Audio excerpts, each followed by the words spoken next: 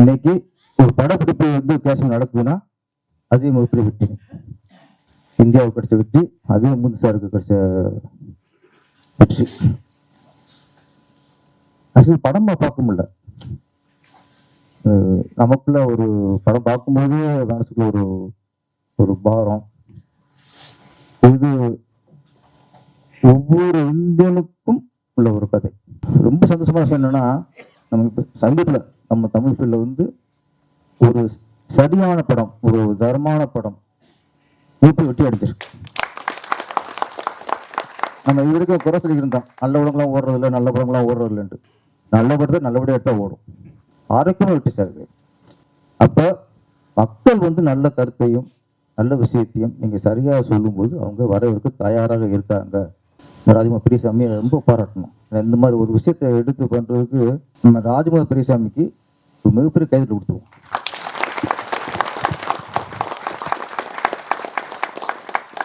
என்னை பொறுத்தவரை ராஜ்குமார் பெரியசாமி வந்து என் மனசுக்கு பரவ வரைக்கும்னா, இந்த ஒரு ராணுவ வீரருடைய பெருமை எடுத்து சொன்னார்ல, இது ராஜ்குமார் பெரியசாமி நம்ம திரையுலகமே எல்லாரும் சேர்ந்து மூத்தனுக்கு ஒரு செல்ஃப் அடிச்ச மாதிரி ராய்ட் சொல்லிட்டு பார்க்கலாம். வீர வணக்கம். இதுதான் படம் தான் காணிக்க அவருக்கு. இந்த மாதிரி படம் வந்து அந்த வெற்றி வந்து தொடர்ந்து இந்த மாதிரி நல்ல விஷயங்கள் எடுக்கிறதுக்கு ஒரு ஆரம்பமாக அமைஞ்சிருக்கு. தொடர்ந்து ராஜ்குமார் பெரியசாமி இந்த மாதிரி கதையை தொடர்ந்து எடுக்கணும், நல்ல விஷயங்கள் மக்களுக்கு சொல்லணும். நன்றி, வணக்கம். அனைவருக்கும் நன்றி. அதாவது வந்து முதன்முறையாக ஒரு இயக்குனர் ஃபோன் பண்ணி, சார் நம்ம டைரக்டர்ஸ் யூனியனுக்கு படம் போடணும், எப்போ போடலான்னு கேட்டது முதல்ல ராஜ்குமார் மட்டும். மற்றவங்க வந்து நம்ம ட்ரை பண்ணி படம் போடலான்னு சொல்லுவோம். அது வந்து சக்ஸஸ் ஆன ஒரு படத்தை வந்து நம்ம ரொம்ப ட்ரை பண்ணி எப்படியா படம் போடணும்னு நினைப்போம் நம்ம உறுப்பினர்களுக்காக. இல்லை நான் யாரையும் குறை சொல்ல விரும்பல, அவங்கவுங்க அதை மறந்துடுவாங்க. ஆனால் ராஜ்குமார் மட்டும் வந்து நேற்று ஃபோன் பண்ணி 2-3 நாளாக எனக்கு ஃபோன் பண்ணேன். 3 நாள் மெசேஜ் வச்சா நான் பண்ணும்போது ரீச் பண்ண முடியல. நேற்று தான் நான் பேசினேன், வேற ஒரு ஃபங்க்ஷனுக்கு போய் பேசினேன். பேசும்போது ராஜ்குமார் சொன்னார், சார் வந்து நம்ம படத்தை நம்ம டைரக்டர் யூனியனுக்கு போடணும் அப்படின்னாரு. நிச்சயமாக ரொம்ப சந்தோஷமான விஷயம். எப்போ போடலாம் அப்படின்னு சொன்னேன். நாளைக்கு இல்லை நாளைக்கு எது ஒரு நாள் போடணும், உடனே போட்டுடலாம் சார். நான் உடனே ரஞ்சித் சொல்லி அதை கொஞ்சம் ஆர்கனைஸ் பண்ணப்பா நம்ம, ஏன்னா இது வந்து மற்ற படமாக இருந்தால் நம்ம 2 நாள் டைம் வேணும். இந்த படத்தை நிச்சயமாக நீங்கள் எல்லோரும் வந்துடுவீங்கன்னு தெரியும். அந்த நம்பிக்கையில் உடனே ஆர்கனைஸ் பண்ணோம். எல்லாருமே வந்தது மட்டும் இல்லாமல் ராஜ்குமார் வர வரைக்கும் இருந்து உங்களோட உணர்வை வந்து அதை சொல்லணும்னு நினச்சிங்களே, அதுதான் இந்த படத்தோட வெற்றி. மற்றபடி வந்து படம் முடியும் போதே நாங்களாம் வந்து ப்ரொஜெக்ஷன் போனால் வெளியே வரும்போது படம் சரியில்லைன்னா அந்த டைரக்டரை பார்க்குறத அவாய்ட் பண்ணிவிடுவோம். எப்படின்னா என்ன சொல்கிறது, ஒரு தர்ம சங்கடமாக இருக்கும் இல்லையா? அப்படி அங்கே நிற்கிறாரு, அவர் பார்க்காம போயிடலான்னு. ஆனால் படம் முடிஞ்ச பிறகும் இயக்குனருக்காக காத்திருக்கோம்னா அது வெற்றி மட்டும் இல்லை, இந்த உணர்வு கூட. இந்த படத்தோட உணர்வு என்னென்னா, அந்த இயக்குனர்கிட்ட நம்ம வந்து அதை ஷேர் பண்ணிக்கணும். அந்த இயக்குனரை பார்த்து அவரோட சந்தோஷத்தை, நம்மளுடைய உணர்வை ஷேர் பண்ணுங்கிறது தான் இந்த படத்தோட மிகப்பெரிய வெற்றி. இந்த படம் என்னை பொறுத்த வரைக்கும் ஒரு சாதாரண ஒரு படம் இல்லை. ஒரு இயக்குனராக இந்த ரியாலிட்டியான படங்களை பண்ணி முயற்சி பண்ணதில் ஒரு சதவீதம் நான் வந்து அதை முயற்சி பண்ணதில், இது மாதிரியான படங்களை பண்ணுறது எவ்வளோ கஷ்டம்னா, எல்லாரையும் கன்வின்ஸ் பண்ணணும். ரியல் கேரக்டர் இருக்கும்போது அதுக்கு சம்மந்தப்பட்டவங்க எல்லாரையும் கன்வின்ஸ் பண்ணணும். சாய் பல்லவியோட நடிப்பு பிரமாதமாக இருக்குன்னா அது காரணம் வந்து ராஜ்குமார் தான். அதை ரிப்ளை பண்ணி அதை ரெப்ளிகேட் பண்ணி அது பார்க்கும்போது ஒரு தடவை பார்க்கும்போது எனக்கு என்னென்னா, அந்த அந்த சூழலை வந்து ஒரு படத்தில் வந்து பெரும்பாலும் ஒரு ஹீரோ தான் இருப்பாங்க. இந்த படத்தில் எல்லாருமே ஹீரோ தான். ஜூனியர் ஆர்டிஸ்ட் கூட இந்த படத்தில் ஹீரோ தான். பின்னாடி நிற்கிற ஜூனியர் ஆர்டிஸ்ட்லேருந்து அது எல்லாருக்குமே ஷேர் பண்ணி, அது ஒரு சாதாரண விஷயமா இல்லை.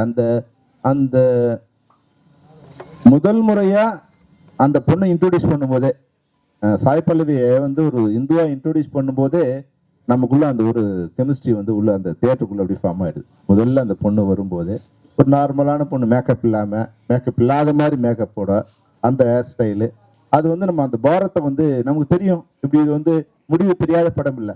எப்படியும் வந்து இவர் இறந்துட்டாரு, அவங்களோட பயோபிக் தான் தெரியும்.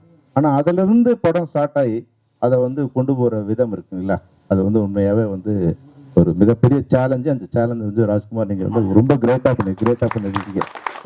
ஏன்னா அந்த உழைப்பு வந்து ஒரு கவனத்திலையும் வந்து சாதாரண விஷயத்துலேருந்து, செல்ஃபோன் சேஞ்ச் ஓவர்லேருந்து அந்த காலகட்டத்தில் எந்த பட்டன் ஃபோன்லேருந்து சோனி எரிக்ஸ்லேருந்து மாறி எப்படி கடைசி எப்படி வரதுலேருந்து நியூஸ் பேப்பர் படிக்கும்போது பில் கிளின்டன் வராருங்கிற செய்தி, அதுக்கு கீழே வர செய்தி கூட அவர் கூட ஆத்தென்டிக்காக கொண்டு வரதுலேருந்து இதெல்லாம் என்னென்னா அந்த கவனம் அதில் இருந்தால் மட்டும்தான் ஒரு ஃப்ரேம்லையும் அது ஹீரோ ஹீரோயின் மட்டும் கவனிக்காமல் மொத்த பேரையும் கவனித்து மொத்த பேருக்குமான ஒரு விஷயம் டைரக்டரும் அந்த உதவி இயக்குனர் இல்லாமல் இந்த படத்தை வந்து நிச்சயமாக பண்ணியிருக்க முடியாது. அவங்களோட கான்ட்ரிபியூஷன் இல்லாமல் அவங்களுக்குள்ளே இன்ஜெக்ட் பண்ணுறது, என்ன படம் வேணுங்கிறது அவங்களுக்குள்ளே இன்ஜெக்ட் பண்ணுறது. ஏன்னா நான் ஒரு 2 தடவை நான் வந்து ஷூட்டிங் நடக்கும்போது போயிருக்கும்போதே வந்து என்னென்னா அந்த ஒரு ஃபார்ம் இருக்குது. இந்த படம் பண்ணும்போது எல்லாருக்கிட்டையுமே வந்து ஈவன் நான் வந்து அப்போ சிவகார்த்திகேயன் பார்த்தேன்னு சொன்னேன், Sivakarthikeyan this a best film in your life அப்படின்னு சொன்னேன். ஏன்னா அந்த காஸ்டியூமில் அவர் இருந்தார், அவ்வளோ அழகாக வந்து அவ்வளோ காஸ்டியூம் பர்ஃபெக்டாக வந்து போட்டுக்கும்போது அது மட்டும் இல்லை அதை அவர் கேரி பண்ண விதம் இருக்கு இல்லையா, அப்போவே அவருக்கு வந்து இந்த படம் ஒரு வெற்றி படத்தில் நடிக்கிறங்கிற உணர்வை வந்து ஒரு ஹீரோ கொடுத்துறது வந்து டைரக்டரோட பெரிய வேலை. அந்த வேலையை வந்து அப்போயே ஷூட்டிங் நடக்கும்போதே வந்து அந்த டைரக்டர் கொடுத்துருந்ததா எனக்கு தோணுச்சு. அது மட்டும் இல்லாமல் 2-3 விமர்சனங்கள் வந்து வந்தது எனக்கு வந்து அங்கே இருந்த அவங்களோட மக்களோட வெளியே சொல்லலைன்னு. அது நான் அப்படிதான் இருக்குமோ அப்படின்னு நான் வந்து படம் பார்க்கறதுக்கு முன்னாடி பார்த்தேன். நான் இப்போ தான் படம் பார்க்குறேன். ஆனால் என்னென்னா இது வந்து காஷ்மீரோட கதை இல்லை. காஷ்மீரோட இப்போ முகுந்தன் பார்க்கும்போது அவங்களாம் எப்படி இருந்தாங்க, முகுந்தன் ஒரு இடத்துல போய் மாட்டிக்கும் போது அது அவங்க உண்மையாக காரண காரியத்தோடு அடித்தாங்களா, காரணம் இல்லாமல் அடித்தாங்களா, அவங்க நல்லவங்களா கெட்டவங்களான்னு படத்தில் இருந்து அதை காமிக்கல. முகுந்தன் பார்வையில் ஒரு டெரரிஸ்ட்டை பிடிக்கும்போது உள்ள ஸ்டோன் பில்டிங் கல்லால் அடித்தது நடந்தது, வந்து ஷீல்டாக பயன்படுத்தினாங்க, அந்த அளவுக்கு தான் அதை பயன்படுத்திருக்காங்க, அந்த அளவுக்கு தான் அதை எடுத்துக்கணும். இதை வந்து இதுக்குள்ளே அவங்க ஒரு அரசியல் புகுத்துறதோ ஒருத்தர் வாழ்த்துறதோ ஒருத்தர் வசைப்படுறதோ இல்லாமல் இது ஒரு திரைப்படம். இந்த திரைப்படம் ஏறக்குறைய இல்லை சேலஞ்சிங்கான ஒரு திரைப்படம். தமிழ் திரைப்பட உலகத்துக்கு ஈவன் இந்தியன் ஃபிலிம் கூட இந்த படம் வந்து ஒரு ஆத்தென்டிக்கான படமாக நான் நினைக்கிறேன். ஒரு சாதாரணமான ஒரு கமர்ஷியல் படம் இல்லாமல் அது செகண்ட் ஹாஃப்லாம் வந்து பெயின்ஃபுல்லாக இருக்குது படம் பார்க்கும்போது. அந்த ஒரு பயத்தை, சாதாரண பயத்தை, அதே பயத்தை சாய் பல்லவி பாத்ரூமுக்குள்ளே வந்து கொண்டு வந்துட்டீங்க. பாத்ரூம்குள்ளே வந்து அவங்க ஃபோன் பண்ணும்போது அந்த நெருக்கடி இருக்குது இல்லையா, பின்னாடி வந்து ஃபோன் பண்ணும்போது அந்த ஷூட் அவுட் நடக்கும்போது இங்கே இன்டர்நெட்டில் ஃபோன் பண்ணும்போது என்ன ஒரு டென்ஷன் இருக்கோ அதே டென்ஷன் வந்து முகுந்த் வந்து சிவகார்த்திகேயன் வந்து சாய் பல்லவி பண்ணும்போது அவங்க பாத்ரூமில் இருக்கும்போது அவங்க அப்பா அம்மா வந்து பண்ணுற இது இருக்கு இல்லைங்களா, ரெண்டும் ஈக்குவலான டென்ஷனை வந்து கொடுக்க முடிஞ்சிருக்கு. அதனால ஒரு போர்க்குளம் மட்டும் இல்லை, வீட்டில் இருக்கிற ஒரு சுச்சுவேஷனில் கூட அந்த இது கொடுக்க முடியுங்கிற உணர்வை நீங்கள் பிரம்மாண்டமாக கொடுத்துருங்க லட்சுமண். இது வந்து சாதாரண படம் இல்லை. இந்த உழைப்பும் இந்த கவனமும் காலமெல்லாம் நீங்கள் வச்சிருக்கணும். மிகப்பெரிய இயக்குனராக தமிழ் சினிமாவில் நீங்கள் முன்னேறணும். உங்கள் பேர் எப்பவுமே வந்து ஒரு ஹிஸ்ட்ரியில் இருக்கணும் அந்த அளவுக்கு. ஏன்னா அதுக்கு ஒரு தொடக்கமாக இந்த படம் அமரன் இருக்கு. ஏன்னா ஹீரோ செத்து ஒரு 10 நிமிஷம் ஆன பிறகு கூட வந்து ஹீரோ இருந்துகிட்டே இருக்க மாதிரியான நிலை இருக்கு இல்லையா, அது வந்து ஒரு ஜோக் இல்லை, அது வந்து இது ஒரு டாஸ்க்கு.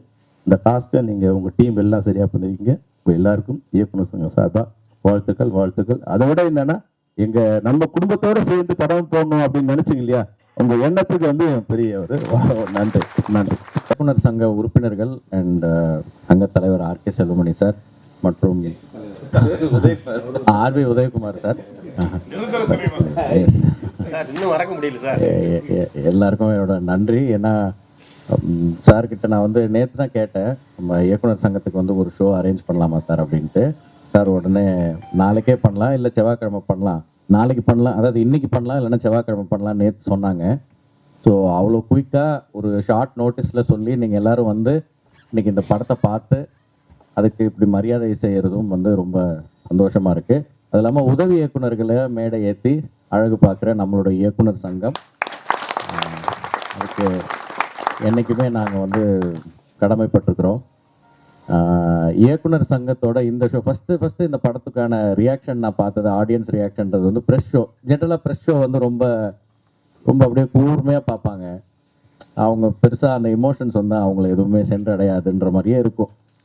அதை என்னோட ப்ரீவியஸ் படம் பார்க்கும்போதும் சரி, நடுவில் வேறு சில நண்பர்களோட படம் போய் பார்க்கும்போதும் சரி, ஆனால் இந்த படம் ப்ரெஷ் ஷோவில் பார்க்கும்பொழுது ஒரு பெரிய ஒரு மன நிறைவு இருந்தது. ஏன்னா அவங்களே வந்து ரொம்ப மூவ் ஆகி பார்த்தாங்க. மூவ் ஆகி இந்த சென்ஸ் ரொம்ப அந்த உணர்வு வந்து அவங்கள சென்று அடைஞ்சது. அதுக்கப்புறம் எனக்கு வந்து மன நிறைவோட ஆடியன்ஸ் ஷோலாம் தவிர்த்து இப்போ இயக்குனர் சங்க உறுப்பினர்களுக்கு இந்த படத்தை போட்டு காமிச்சு நீங்கள் எல்லாரும் கூட மனம் நெகிழ்ந்து பாராட்டுறது ரொம்ப சந்தோஷமாக இருக்குது. ரொம்ப நன்றி சார். ஏன்னா இப்போ நான் இதே மேடையில் எனக்கு ரங்கூன் படத்தோட ஆடியோ வெளியீட்டு விழா நடந்தது. அப்போ இந்த சாலிகிராமத்தை தாண்டி தான் உள்ளே வந்து இந்த இடத்துக்கு வருவோம்.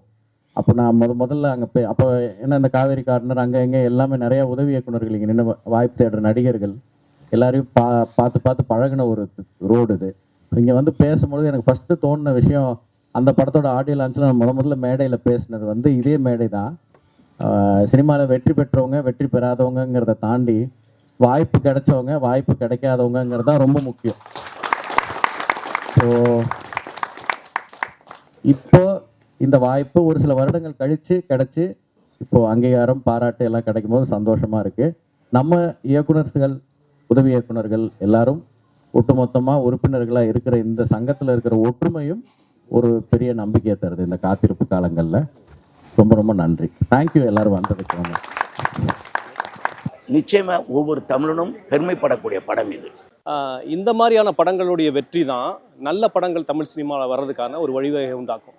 அமரன், அமர காவியம், வாழ்த்துக்கள். ஒரு சினிமா ரசிகர்களாகவே இது வந்து யாருமே மிஸ் பண்ணாமல் பார்க்க வேண்டிய ஒரு படம் அப்படின்னு தான் சொல்லணும். இந்த படம் எடுத்த திரு ராஜகுமார் பெரியசாமி அவர்களை நம்ம தமிழ் சினிமாவில் ஒரு மிகப்பெரிய உச்சத்துக்கு வருவார் என்ற நம்பிக்கையோடு இந்த படத்தை நான் வந்து ரொம்ப பெருமையாக சொல்கிறேன். நன்றி. ஒவ்வொரு இந்தியனும் பார்க்கக்கூடியது உள்ளபடியே அமரன். Great salute.